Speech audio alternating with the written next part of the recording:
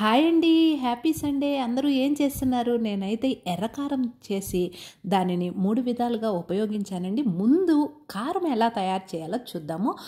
ముందుగా ఒక 20 దాకా ఎండుమిర్చిని నానబెట్టుకోవాలండి. మిక్సీ జార్ తీసుకొని నానబెట్టుకున్నటువంటి ఎండుమిర్చి మిక్సీ జార్లో వేసుకోవాలి. ఎండుమిర్చి నానబెట్టుకోవడం వలన మంచి రంగు వస్తుంది. 2-3 ఉల్లిపాయలను కట్ చేసి వేసుకోవాలి. అర టమోటా వేసుకోవాలి. 10 వెల్లుల్లి రెబ్బలు, రుచికి తగినంత రాళ్ళ ఉప్పు వేసి మిక్సీకి ఇలా మెత్తగా వేసుకొని పోపు కోసం ఆయిల్ హీట్ అయిన తర్వాత ఆవాలు, జీలకర్ర చిటపటమన్న తర్వాత మిక్సీకి వేసి పెట్టుకున్నటువంటి కారము, కరివేపాకు వేసి 1 నిమిషం వేయించి స్టవ్ ఆఫ్ చేసి ఎంత రుచికరమైన ఎర్రకారం రెడీ. ఇది అన్ని టిఫిన్స్లోకి సూపర్గా ఉంటుందండి. ఒక్కసారి ట్రై చేయండి. ఎలా వచ్చిందో కూడా కామెంట్ సెక్షన్లో తెలియజేయండి. 2-3 రోజులు ఉపయోగించుకోవచ్చండి ఒక్కసారి తయారు చేసి పెట్టుకుంటే. తిరుపతిలో ఒకటే వర్షం వస్తుందండి. వాతావరణం చల్లగా ఉంది. వేడిగా నేను ముందుగా ఒక ప్లెయిన్ దోశ తయారు చేశాను.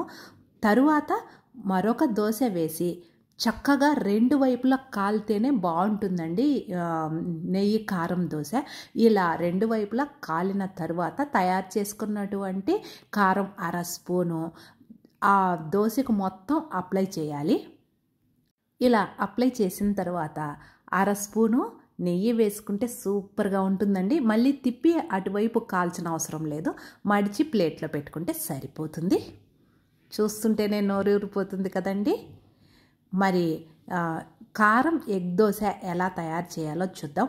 ముందుగా ఒక దోశ తయారు చేసుకొని, ఇది ఒకవైపే కాలితే సరిపోతుందండి.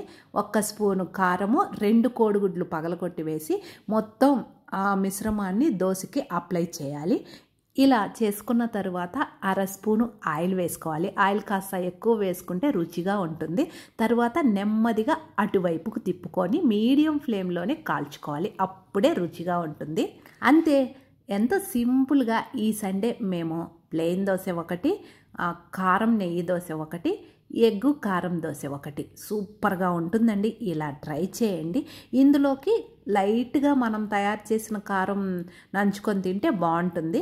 మరియు పచ్చిమిర్చి, టమోటో, కొత్తిమీర పచ్చడి కూడా తయారు చేశానండి. ఆ పచ్చడి కూడా బాగుంటుంది. ఈ వీడియో కిందనే ఆ పచ్చడి లింకు కూడా ఇస్తాను. అవసరం అనుకుంటే చూడండి. మీరేం టిఫిన్ తిన్నారో కామెంట్ సెక్షన్లో తెలియచేయండి. Thank you.